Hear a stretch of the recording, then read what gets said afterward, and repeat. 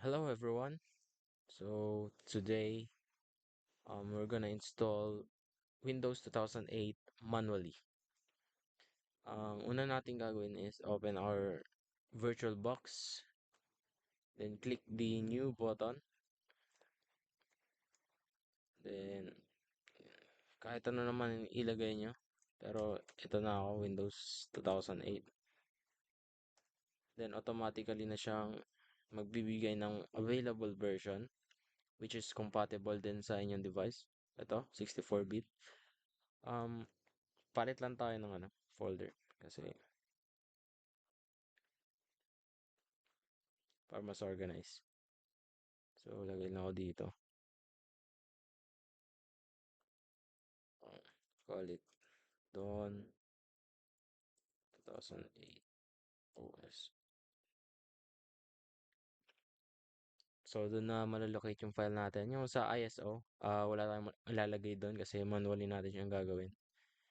Next lang, then yung gawin kong 4 gig as well as 4 CPUs.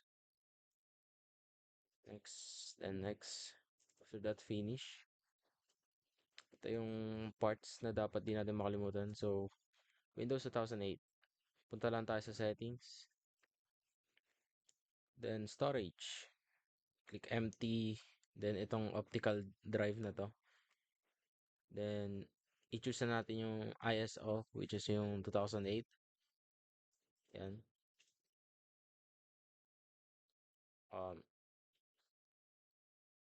Click OK. No, meron pa pala. So, after malagyan ng ISO, ito, makikita natin dito. Yung Windows 2008. Punta naman tayo sa network, sa adapter, then choose it internal network. Click OK, then we're ready to run. So, sa pag-start, um, medyo matagal. So, baka fast forward ko na lang din yung video. Kasi ang tagal eh. So, yun. Hingin ng Windows yung language natin. Click lang natin tong Filipino. Then, okay na yan. Next na yan. Then, install. Ayan, i-install na siya ng kusa.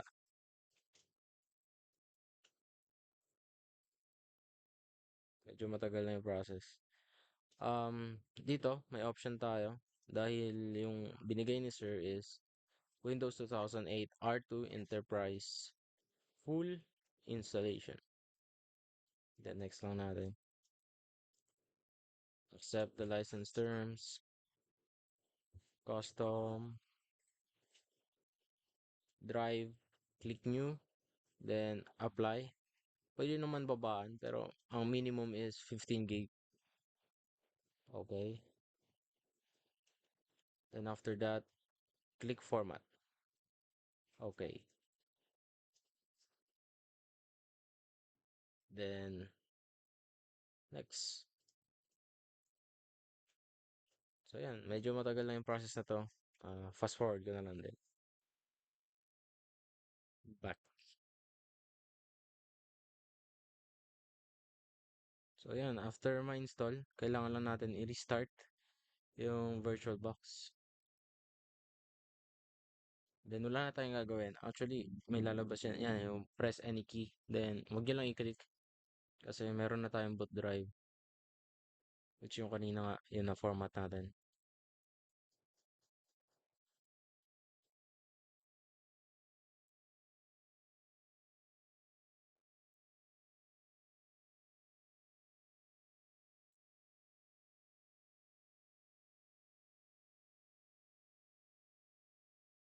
So, tinatapos lang yung installation.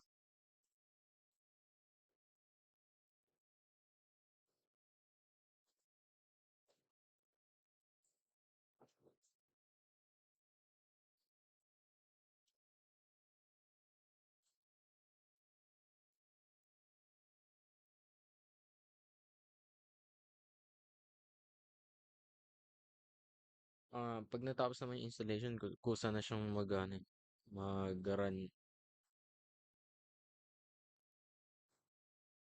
And don't panic kasi automatic naman siya mag mag-restart. Oops. Convert. Then, sa pagkakatanda ko, meron tong lalabas na password or change change password ng device.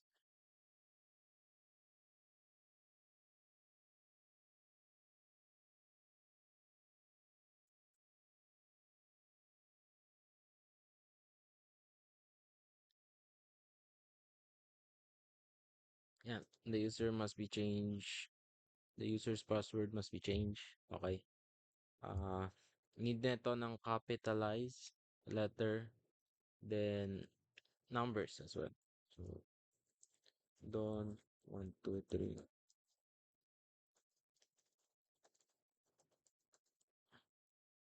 Click next. Then okay. So, yan, na-install na natin yung Windows 2008. Then, ngayon, um, doon naman tayo sa kanyang DNS server, then yung Active Directory. Yan, yung product key, okay. Kasi since, sabi nga ni Sir,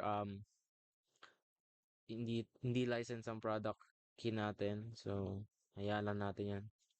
Sa time zone, correct naman siya. Align naman yung Beijing, Hong Kong sa time zone ng Manila, Philippines. So, goods na yan. Ang papalitan lang dito is computer name. Punta lang tayo computer name, then change. Pangalan ko, Don Baldoza OS. Click OK. Oops, parang mali. Wait. Siguro palitan, hindi na lang siya Baldoza OS.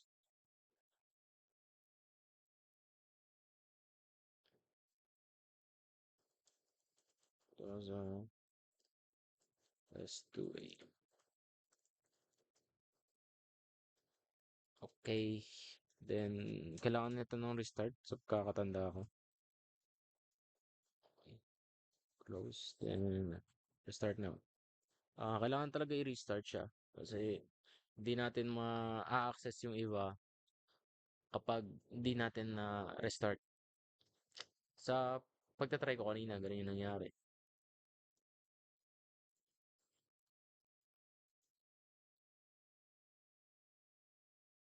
Atong turtle na to. Execution engine. Okay. Pag may lumabas na ganyan,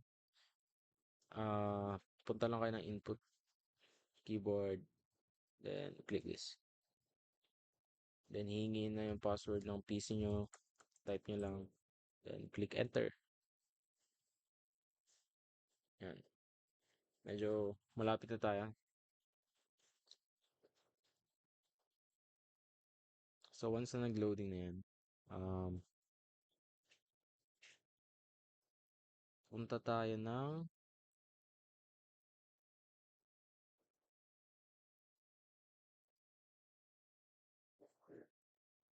dito sa network, then open network sharing center, click the change adapter settings, then right click properties, then disable lang natin yung IPv6. Ano, enable or disable?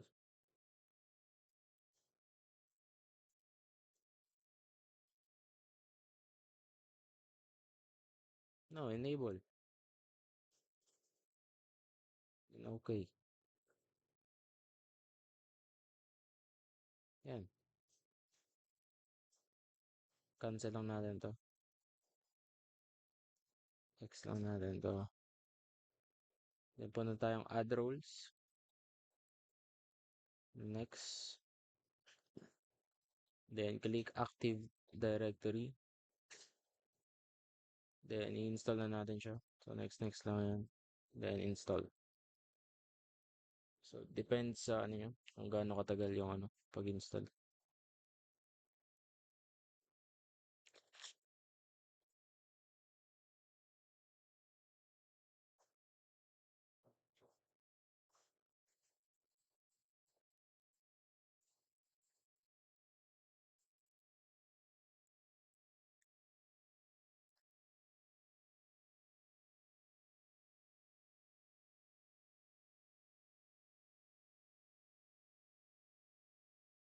So yun, once na ma-install, huwag natin i-close. Click lang to.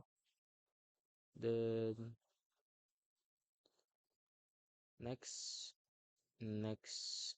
Then create new domain first. Then dito, kung anong gusto nyo, bali sa akin, gawin ko na lang Baldoza S2A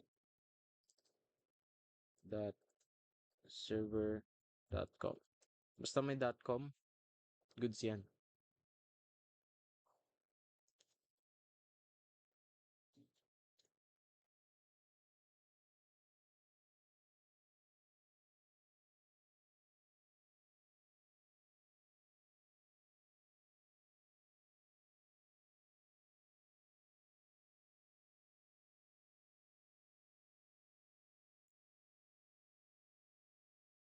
So, siguro nagkaroon ng conflict. Bale, sige. S2A na lang. S2A OS. Kasi bawal silang magkapareho. Then yan, palitan lang natin tong Windows Server 2000 ng 2008 R2. Then next. Then next again. So, ito. Meron pa palang papalitan ng IP. So, wait lang. I-ano muna natin yan.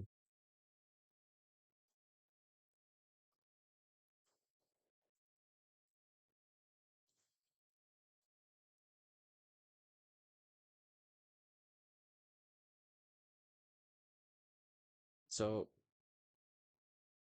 guys, may mali lang tayo nagawa. Um, sa pag ano pala operate na ito sa sa network, bale change adapter ito, then properties. Next is disable lang to, then yung IPv4 property niya. Then ita-type natin yung required um required stuff, bale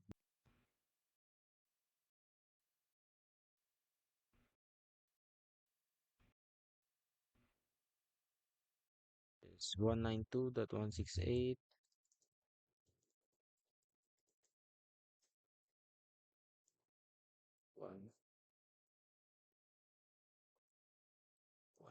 192.168.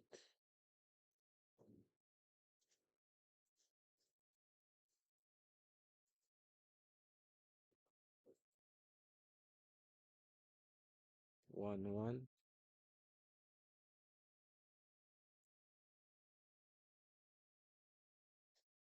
192.168.1.10.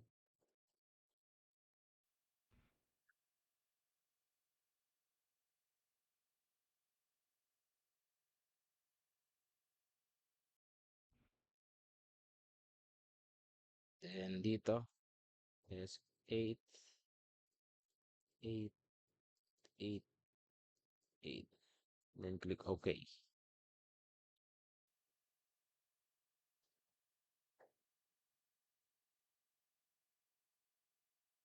Close lang natin yan. Then balik tayo dito to next. So nakalimutan ko yung procedure kanina. So binalikan ko lang yung ginawa ko. Then click yes. Kayo, kung gusto niyo magpalit ng database folder, log folders, ako hindi na. Bali, next ko lang. Yan yung password, kahit ano to. Pero kung gusto niyo isahang password, gamitin na lang yung PC password na ginamit ko kanina. Okay?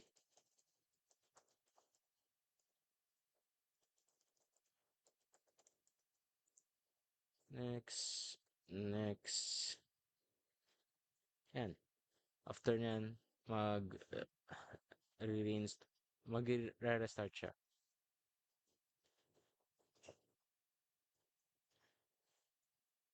Then mamaya naman may kita natin kung tama yung ginawa natin kung may na-install tayong dalawa dun sa hinihinging directories.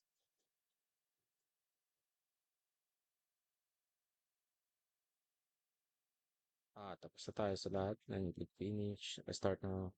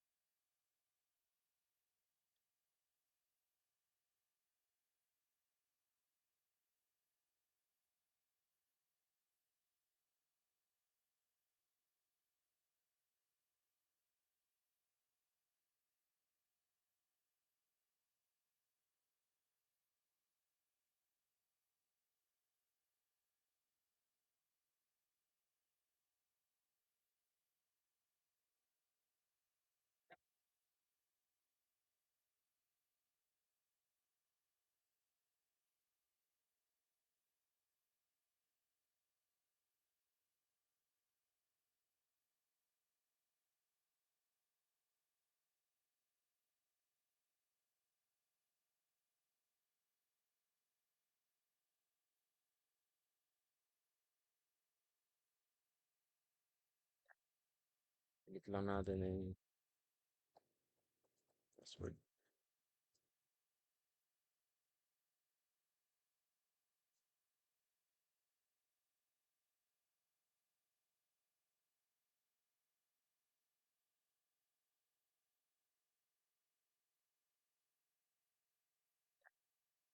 Edit lang natin yung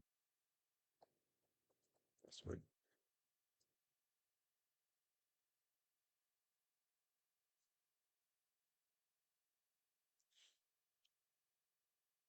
So, to make sure na tapos na nagawa natin lahat, may kita nyo dito yung provided name.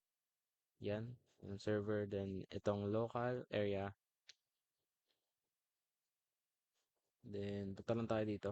Ano to? Parang toolbox or server. Ano. Yan, server manager pala. Then, roles. Yan, 2 roles out of 17 na install. Active Directory done. DNS server done. So, tapos na. Thank you for watching.